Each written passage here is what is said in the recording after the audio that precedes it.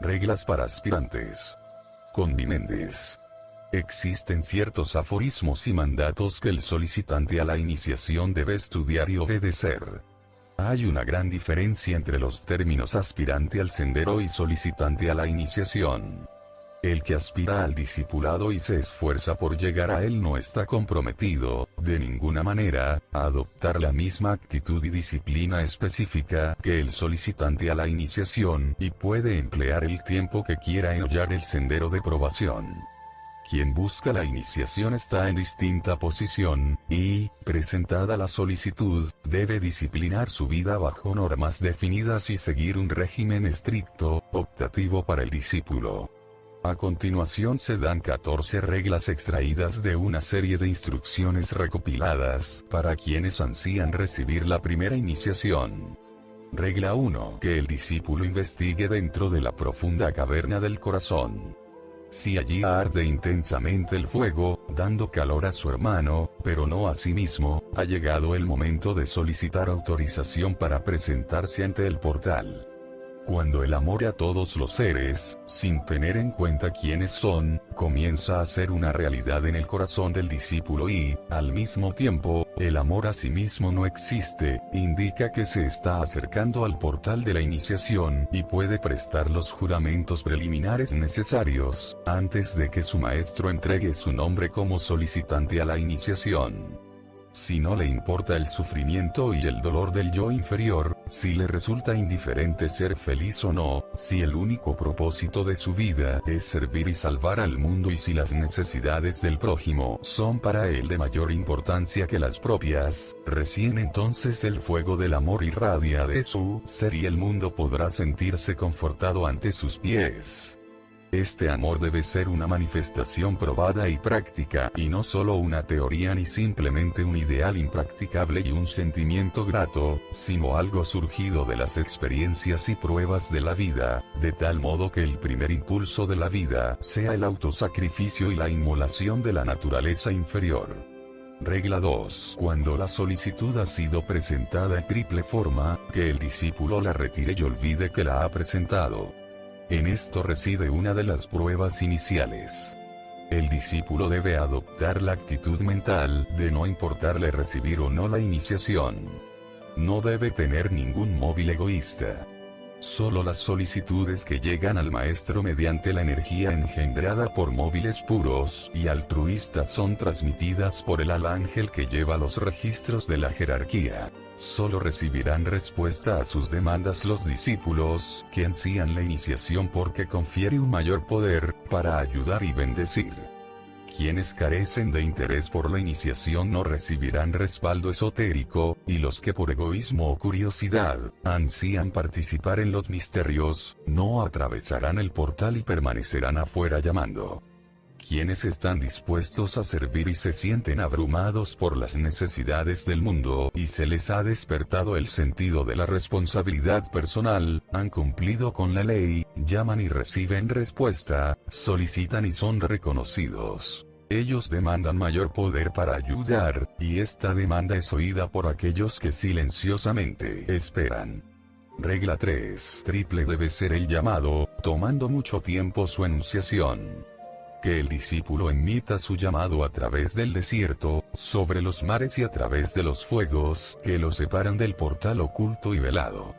Bajo esta simbología el discípulo recibe el siguiente mandato: que el desierto de la vida del plano tísico florezca como la rosa, para que puedan surgir sonidos y perfumes del jardín de la vida inferior y una vibración muy intensa cruce el espacio intermedio entre el jardín y el portal. Que aquiete las turbulentas aguas de la vida emocional, para que en su límpida y tranquila superficie se refleje ese portal y la vida interior refleje la vida espiritual de la divinidad interna. Que a través de la ígnea hoguera purifique móviles, palabras y pensamientos, resortes principales de la actividad originada en el plano mental.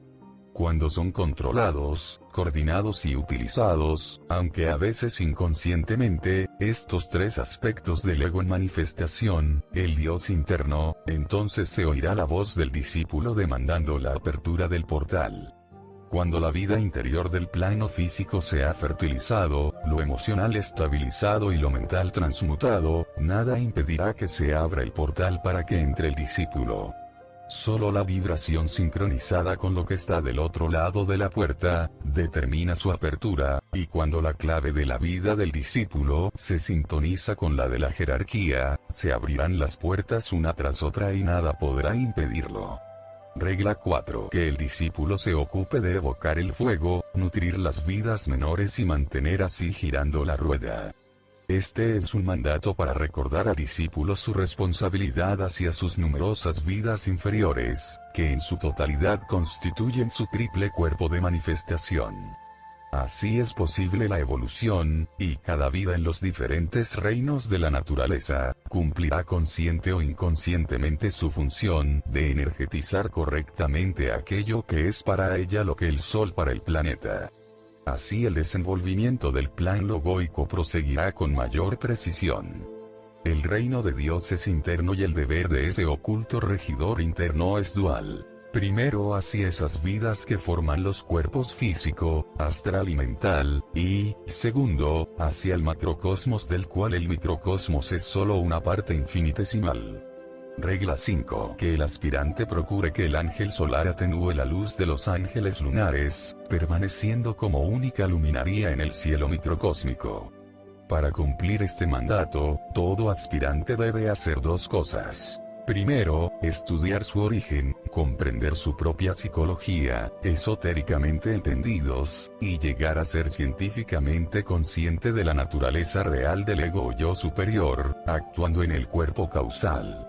Después debe cerciorarse en el plano físico, de su innata divinidad, por medio de los tres cuerpos inferiores, demostrando progresivamente su valor esencial. Segundo, estudiar la constitución del hombre, comprender el método de funcionamiento de la naturaleza inferior, darse cuenta de la interdependencia e interrelación de todos los seres vivientes, y poner bajo control las vidas inferiores, que componen los tres cuerpos de manifestación. Así, el Señor Solar, realidad interna, Hijo del Padre y pensador en su propio plano, se convierte en intermediario entre lo que es terrenal y lo que tiene su hogar dentro del Sol.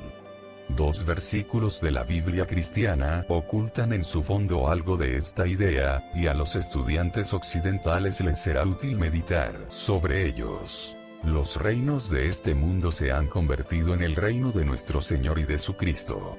Oh Señor, Dios nuestro, otros señores además de ti han tenido dominio sobre nosotros. Pero solo por ti nosotros mencionaremos tu nombre.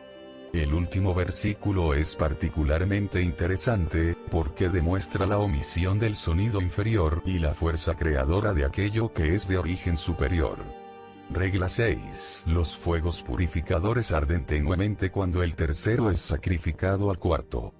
Por lo tanto, que el discípulo se abstenga de quitar la vida y que nutra lo más inferior con el producto del segundo. Esta regla puede aplicarse a la conocida norma de que el discípulo debe ser estrictamente vegetariano. La naturaleza inferior se embota y densifica, y la llama interna no puede brillar cuando se incluye la carne en la dieta. Esta regla es rígida e inviolable para los solicitantes. Los aspirantes pueden o no consumir carne, según prefieran, pero en cierta etapa del sendero es esencial la abstención de cualquier tipo de carne, y es necesario vigilar con estricta atención la dieta.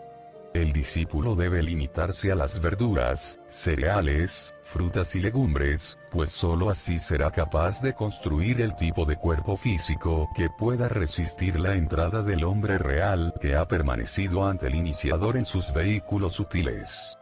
Si no hiciera esto y pudiera recibir la iniciación sin haberse preparado de este modo, el cuerpo físico sería destruido por la energía que fluye a través de centros recientemente estimulados, y surgirían graves peligros para el cerebro, la columna vertebral y el corazón. No pueden dictarse reglas rígidas o ascéticas, excepto la regla inicial de prohibición absoluta, para todos los que solicitan iniciación, de carnes, pescados, licores y el uso del tabaco. Para quienes puedan soportarla, es mejor eliminar de la dieta los huevos y el queso, aunque esto no es en modo alguno obligatorio. Pero para quienes están desarrollando facultades psíquicas de cualquier tipo, es aconsejable abstenerse de consumir huevos y moderarse en el queso. La leche y la manteca entran en diferentes categorías, y la mayoría de los iniciados y solicitantes consideran necesario incluirlas en la dieta. Pocos pueden subsistir y retener todas sus energías físicas con la dieta vegetariana, pero allí está encerrado el ideal, y como bien se sabe, este rara vez se logra en el actual periodo de transición. A este respecto conviene recalcar dos cosas. Primero, la necesidad del sentido común en el solicitante, factor del cual se carece frecuentemente. Los estudiantes deberían recordar que los fanáticos desequilibrados no son miembros deseables para la jerarquía. El equilibrio, el justo sentido de proporción, la debida consideración de las condiciones del medio ambiente y un sensato sentido común, es lo que caracteriza al auténtico esoterista. Cuando existe el verdadero sentido del buen humor, muchos peligros pueden evitarse. Segundo, el reconocimiento del factor tiempo y la capacidad de efectuar lentamente los cambios en la dieta y en los hábitos de toda la vida. En la naturaleza todo progresa lentamente, y los solicitantes deben aprender la verdad oculta de la frase: apresúrate despacio. El proceso de eliminación gradual es generalmente el sendero de la sabiduría, y este periodo eliminatorio, bajo condiciones ideales, que raras veces existen, debe abarcar la etapa que llamamos del aspirante, para que cuando el hombre se convierta en un solicitante a la iniciación, haya realizado la necesaria preparatoria purificación de la dieta. Regla 7. Que el discípulo dirija su atención a la enunciación de esos sonidos que repercuten en el aula donde deambula el maestro. Que no emita las notas menores que inician la vibración dentro de las aulas de Maya. El discípulo que desea pasar los portales de la iniciación, no lo conseguirá hasta conocer el poder del lenguaje y del silencio. Esto tiene una significación más amplia y profunda de lo que parece, porque cuando se interpreta correctamente, entraña la clave de la manifestación, el indicio de los ciclos mayores, y la revelación del propósito que subyace en el pralaya. Cuando el hombre comprenda la significación de la palabra hablada y utilice el silencio de los altos lugares, para producir determinados efectos en algún plano, podrá ser admitido en los reinos donde cada sonido y cada palabra pronunciada producen potentes resultados en algún tipo de materia, siendo energetizada por dos factores predominantes. A. Una voluntad poderosa, científicamente aplicada. B. Un móvil correcto, purificado en los fuegos. El adepto es un creador en materia mental, un promotor de impulsos en el plano mental, produciendo resultados en la manifestación astral o física. Estos resultados son poderosos y efectivos, de ahí la necesidad de que su originador tenga una mentalidad pura, exactitud al hablar y habilidad en la acción. Cuando el solicitante comprenda esto, se operarán inmediatamente importantes cambios en su vida diaria, los cuales podrían ser enumerados de acuerdo a su utilidad práctica. Investigará cuidadosamente los móviles y vigilará estrictamente los impulsos originantes. De ahí que durante el primer año, donde el aspirante se dedica a prepararse para la iniciación, deberá anotar, 3 veces al día, las investigaciones que persigue, lo concerniente a sus móviles y el resorte principal de su acción. Vigilará lo que dice y se esforzará en eliminar toda palabra hiriente, innecesaria e inútil. Estudiará los efectos de la palabra investigará el impulso que la origina, que en todos los casos inicia la acción en el plano físico. Cultivará el silencio y lo guardará estrictamente en lo que a él concierne, a su tarea y a sus conocimientos ocultos, a los asuntos con quienes está asociado y al trabajo esotérico en su grupo. Solo en los círculos del grupo o en relación con sus superiores, se permitirá más libertad en el lenguaje. Hay un momento para hablar y ese momento llega cuando se puede servir al grupo con palabras inteligentes y una cuidadosa advertencia sobre las condiciones buenas o malas. cuando es necesario decirle algo a un hermano respecto a la vida interna, o al dirigente de algún grupo. Cuando un miembro por equívoco obstaculiza al grupo. Cuando ese miembro puede ayudar al grupo si se le asigna un trabajo distinto. Estudiará el efecto de la palabra sagrada y dispondrá cuidadosamente las condiciones para su empleo. Emitirá la palabra y sus efectos girarán sobre determinado centro esotérico, en ningún caso un centro físico, y, por lo tanto, influirá y reglamentará la vida. El solicitante a la iniciación debe abocarse al estudio de los sonidos y las palabras, sagradas o no, y sobre todo deberán hacerlo intensamente los grupos esotéricos a formarse. Regla 8. Cuando el discípulo se acerca al portal, los 7 mayores deben despertar y evocar, sobre el doble círculo, respuesta de los 7 menores. Esta regla es muy difícil y entraña un peligro para el hombre que trata de seguir prematuramente el sendero final. Textualmente, puede interpretarse así: que el iniciado en ciernes debe desarrollar en cierto modo la vibración de los 7 centros de la cabeza, y poner así en acrecentada actividad vibratoria los 7 centros del cuerpo en el plano etérico, afectando, por medio de la recíproca vibración los 7 centros físicos, que inevitablemente quedarán estimulados cuando los centros etéricos lleguen a su máxima vibración. No es necesario extendernos sobre este punto, pues basta señalar que a medida que los 7 centros de la cabeza responden al ego, yo superior, los 7 centros siguientes, la cabeza, considerada como unidad, el corazón, la garganta, el plexo solar, la base de la columna vertebral, el vaso, los órganos genitales, son también afectados, dentro de las líneas de purificación y control. Esto producirá resultados en los órganos estrictamente físicos, a través de los cuales funciona el hombre en el plano físico. Por ejemplo, el hombre puede transferir conscientemente el fuego creador y la energía desde los órganos genitales a la garganta, o mediante el control consciente del corazón, que produce la suspensión de la acción del cuerpo físico. Esto no se logra por las prácticas del Hatha Yoga o el enfoque de la atención en los órganos físicos, sino cuando se ha desarrollado el control, por el Dios interno, que actúa a través del control coronario, dominando así todo lo que debe conocerse referente a la energía y sus puntos. Por lo tanto, el solicitante aplicará todas sus energías al desarrollo de la vida espiritual, y este será el resultado del recto pensamiento, la meditación y el servicio. Por el estudio profundo de todo lo que debe conocerse referente a la energía y sus puntos focales, coordinará su vida de modo que la vida del espíritu podrá fluir a través de ella. Este estudio solo puede emprenderse actualmente sin peligro en forma grupal y bajo la guía de un instructor. Los estudiantes se comprometerán a no permitir experimentar con sus vidas ni a jugar con los fuegos del cuerpo. Solo se dedicarán a la comprensión teórica y a una vida de servicio. Los centros se desarrollarán entonces normalmente, mientras el solicitante procura amar a sus semejantes en verdad y de hecho, a servir de todo corazón, a pensar inteligentemente y a vigilarse a sí mismo. También observará y anotará todo lo que en su vida interna le parezca relacionarse con la evolución de los centros. El instructor revisará estas notas, hará el comentario, buscará las deducciones, y los informes así obtenidos se archivarán para servir de referencias al grupo. De este modo se puede acumular mucho conocimiento útil.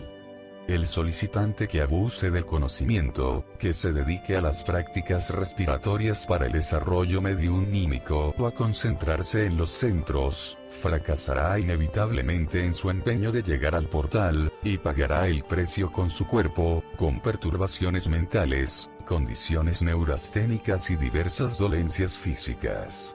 Regla 9. Que el discípulo se fusione dentro del círculo de los demás yoes.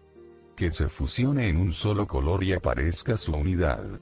Solo cuando el grupo es conocido y presentido, la energía puede emanar sabiamente. Todos los discípulos y aspirantes a la iniciación deben encontrar ese grupo particular de servidores al que pertenecen en el plano interno, reconocerlos en el plano físico y unirse a ellos en bien de la humanidad. Este reconocimiento se basará en unidad de objetivo, unicidad de vibración, similitud en la afiliación grupal, lazos kármicos muy antiguos, capacidad para trabajar armoniosamente. A primera vista esta regla parece ser una de las más sencillas, aunque no lo sea en la práctica. Errores se cometen fácilmente, y trabajar armoniosamente en el alineamiento de un grupo no es tan simple como parece. Aunque haya vibración y relación egoicas, no obstante, quizás las personalidades no armonicen.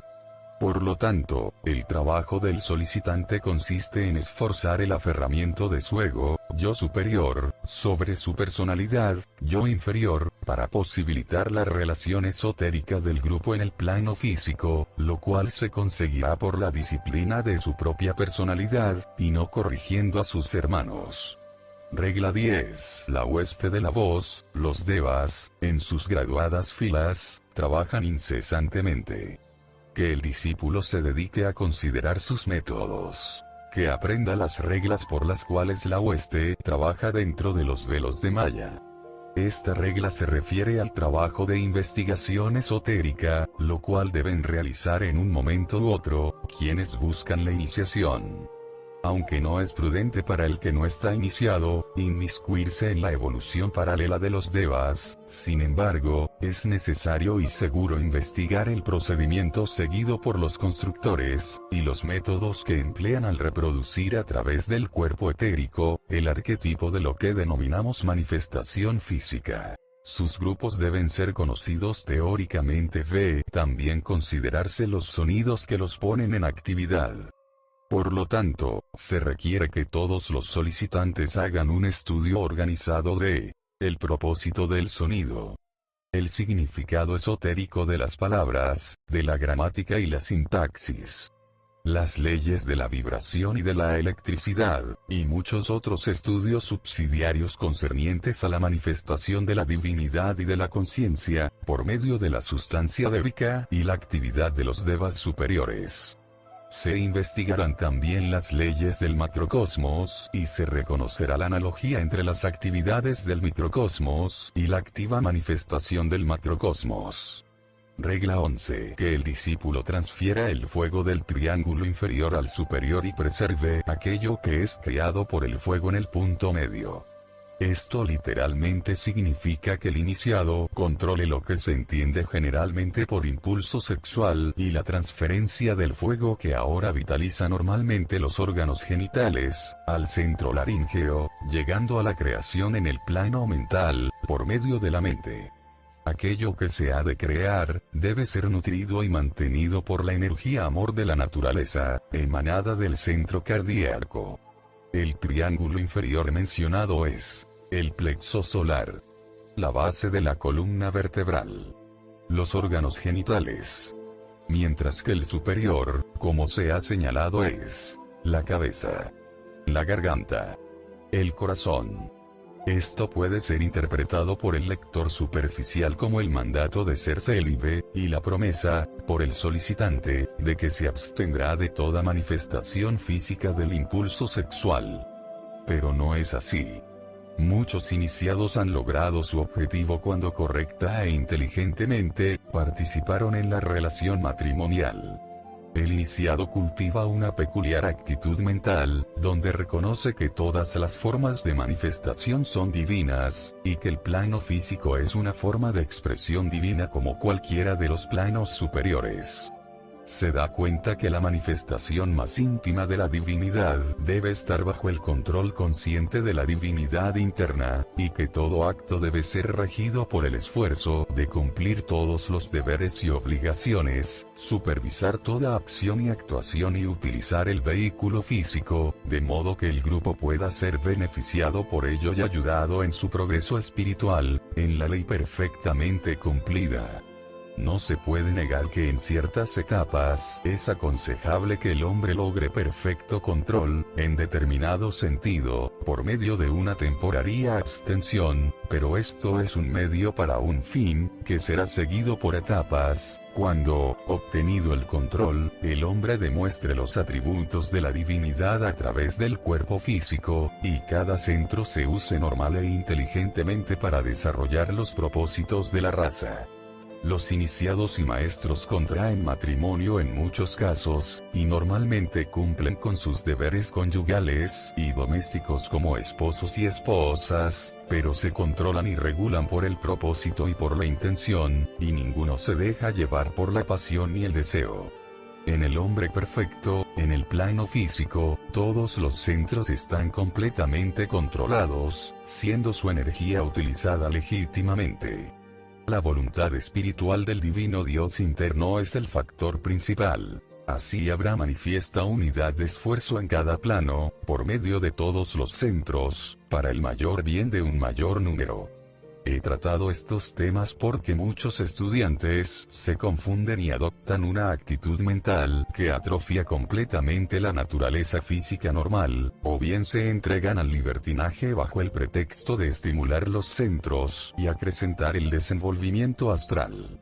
El verdadero iniciado debe ser conocido por su prudente y santificada normalidad, por su constante conformidad con lo que es para bien del grupo, según las leyes del respectivo país, por el control y abstención de todo tipo de excesos y por el ejemplo de vida espiritual y rectitud moral que da a sus asociados, juntamente con la disciplina de su vida. Regla 12. Que el discípulo aprenda a utilizar su mano para servir.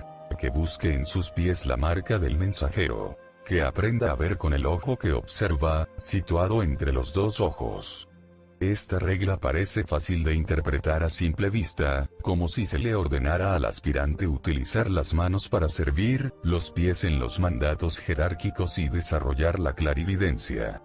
Pero el verdadero significado es mucho más esotérico. Comprendiendo ocultamente, el empleo de las manos es la utilización de los chakras o centros de las palmas de las manos para curar las dolencias corpóreas, bendecir y curar las dolencias emocionales, elevar las manos en oración, o emplear sus centros durante la meditación, cuando se manipula materia y corrientes. Estos tres puntos requieren cuidadosa consideración, y los estudiantes occidentales pueden aprender mucho si estudian la vida de Cristo y consideran sus métodos al emplear sus manos. Nada más se puede agregar, pues el tema es demasiado vasto, para que nos extendamos en este breve comentario. La señal del mensajero en los pies, se refiere a ese bien conocido símbolo de las alas en los pies de Mercurio. Mucho se le revelará al estudiante sobre este tema en las escuelas esotéricas, que sintetiza todo cuanto se sabe acerca del mensajero de los dioses, y también se estudiará cuidadosamente la información que los estudiantes de astrología han adquirido sobre el planeta Mercurio y la que los estudiantes de esoterismo han reunido acerca de la ronda interna. Superficialmente, la expresión el ojo que observa, situado entre los dos, parece significar el tercer ojo que utilizan los clarividentes, pero su significado es mucho más profundo y se oculta en los siguientes hechos. Que la visión interna es aquello que todos los seres autoconscientes desde un logos a un hombre, están desarrollando. Que el ego o yo superior, es respecto a la mónada, lo que el tercer ojo es respecto al hombre, por lo tanto, se lo describe como si mirase entre la mónada o yo espiritual por un lado, y el yo personal por otro.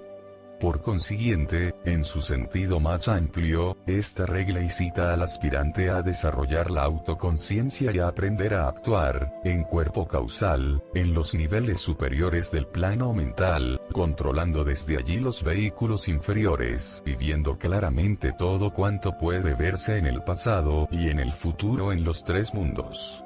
Regla 13. El discípulo debe aprender y comprender 4 cosas antes de serle revelado el misterio más recóndito. Las leyes que rigen aquello que irradia.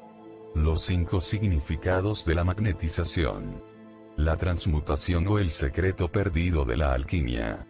Y, por último, la primera letra de la palabra impartida o el oculto nombre egoico. No podemos extendernos sobre esta regla. Se refiere a misterios y temas demasiado grandes para ser tratados aquí. La incluimos en estas reglas para que sirva de tema de meditación, estudio y reflexión. La regla final es muy breve y consiste en 5 palabras. Regla 14. Escuchen, toquen, vean, apliquen, conozcan. Estas palabras conciernen a aquello que los cristianos llamarían la consagración de los 3 sentidos principales y su empleo en la evolución de la vida interna espiritual. Luego se aplica lo aprendido y comprobado, seguido por la fructificación del conocimiento adquirido. Nota: esta lección esté dedicada a estudiantes de cursos superiores.